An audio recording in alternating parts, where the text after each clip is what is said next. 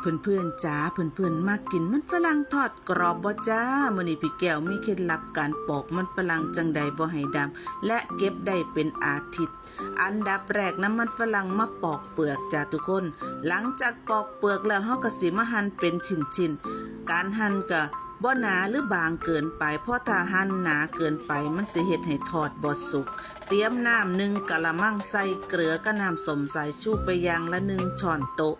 จากนั้นเฮาก็เอามันฝรั่งที่เฮาหั่นมาแช่ไว้ประมาณ15นาทีเพื่อล้างยางล้างแป้งออกพอครบแล้วเอามาล้างน้ำสะอาด 2-3 น้ำหลังจากนั้นเฮาก็เอามันฝรั่งไปตากพึ่งแดดพึ่งลมให้เสด็จน้ำพอ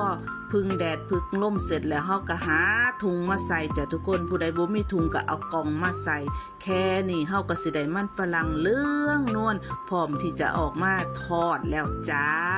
วิธีเก็บให้เอาใส่ตู้เย็นช่องธรรมดาเด้อจ้า